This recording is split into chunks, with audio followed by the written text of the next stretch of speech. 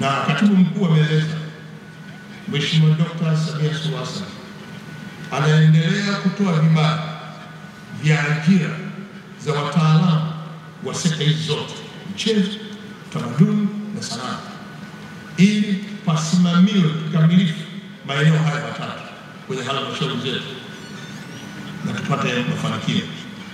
Kwa leo tunapoambiwa kuwa vitengo hivi vipo,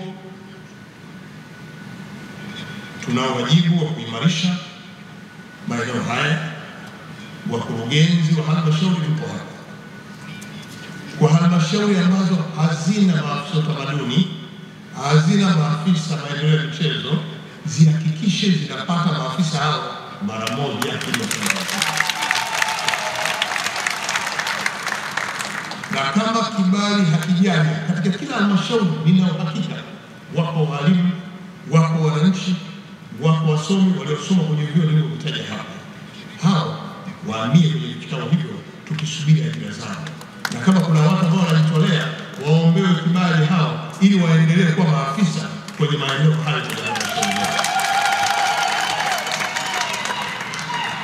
Makatibu tawala mikoa, nyinyi ndio wakuu wa watumishi, nenda mkasimamie halmashauri zenu kwa zina maafisa kwenye maeneo haya yote kwa lengo la kufanya mikoa yetu kuwa na mafanikio makubwa, ili sasa halmashauri ambazo ndio zina wadau ziendelee kuimarisha miundombinu ya kufanya michezo hii, shughuli za utamaduni na sanaa kuwa zinaendeshwa kwenye maeneo haya. Kumbi zilizoko kwenye halmashauri zitumike kikamilifu. Kumbi ambazo zimejengwa kwenye halmashauri zitenge pia mpango wa matumizi ya maeneo haya.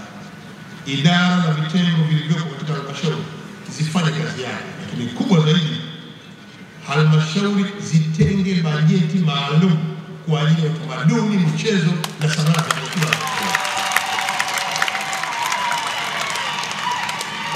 Na kwa hiyo basi, na imani kupitia kikao hiki kitumike kama jukwaa muhimu ambalo leo limewakutanisha maafisa wetu lijadili kikamilifu, wakishirikiana pamoja na wadau wa utamaduni na michezo na sanaa katika kubadilishana uzoefu wa uendeshaji wa shughuli za michezo, utamaduni na sanaa, kuimarisha na ujenzi wa kutekeleza majukumu yao katika maeneo yao, lakini pia tujiridhishe kwamba kila mmoja kwenye eneo lake linapata maendeleo kwenye maeneo haya.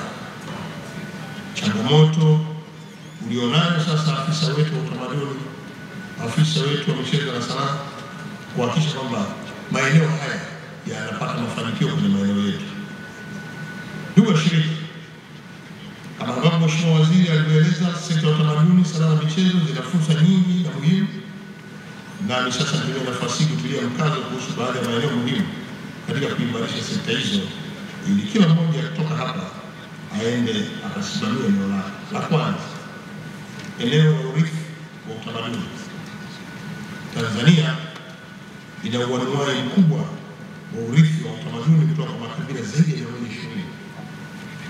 Maafisa wa utamaduni mko hapa, kisheni taarifa za vipengele vya urithi wa utamaduni katika maeneo yenu.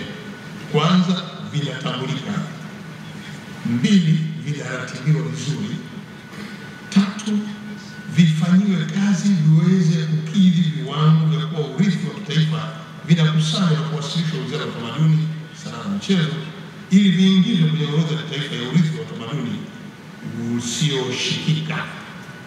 Hapa na maana kwamba kwenye baadhi ya wilaya nchini zina maeneo yenye kumbukumbu za utamaduni wetu ambao pia sasa ni urithi, kama huko Kondoa, huko kwenye mapango ya Kondoa Iranga. Hayo lazima yaratibiwe vizuri. Maeneo kama Kilwa, tuna yale magofu yalikuwa na watawala wa Kiarabu zamani, yatumike kama maeneo ya urithi, na kila halmashauri yenye fursa ya aina hiyo lazima iratibiwe, na hiyo ni sehemu ya urithi wa utamaduni ambao unaweza ukaleta manufaa kwa wananchi. Lakini maafisa wetu, nenda mkafanya utafiti wa masuala ya urithi wa utamaduni wa mila na desturi, lakini historia na lugha za kijamii kwenye maeneo yenu, na muweke kwenye kumbukumbu kwa manufaa ya sasa na baadaye. Kwa mfano, leo hii tunaanza kuacha hata vyakula vya asili, tunakwenda kukimbilia kula chips kila siku. Mavazi, leo tumebadilisha mavazi, ngoma, matambiko, utani, maarifa ya jadi, miko, utawala wa jadi, vifaa vya jadi, muziki wa asili na ala zake, lakini mila na desturi lazima ziimarishwe katika kila eneo. Ya pili ni kukua na kuenea kwa matumizi ya lugha ya Kiswahili. Nyote mnajua kwamba Kiswahili sasa kimepata nafasi kubwa kimataifa, kinazungumzwa, kinafundishwa kwenye vyuo vikuu mbalimbali duniani, na mataifa mengi sasa yanatumia lugha ya Kiswahili, na imefanya mpaka UNESCO ikatoa heshima kwamba sasa Kiswahili itakuwa na siku yake duniani, nayo ni kila tarehe 7 ya mwezi wa 7 ya kila mwaka itakuwa ni siku ya Kiswahili duniani. Hii ni heshima kubwa kwetu kama Tanzania, kwa sababu Kiswahili kimeanzia Tanzania. Tuachane na ile lugha ya Bezo inayozungumzwa na baadhi ya wazungumzaji wa Kiswahili wanaosema Kiswahili kimezaliwa Tanzania, kimesafiri kimeenda Kenya, kikapata ugonjwa na kwenda kufia Uganda. Hapana, Kiswahili hakijafa, ndio kinazidi kushamiri. Na sisi kama Watanzania tunao wajibu wa kueleza hili kwamba Kiswahili sasa ni lugha inayozungumzwa kimataifa, hakijafa popote. Na ndio kwa sababu kwenye mikutano ya wakuu wa nchi za Afrika Mashariki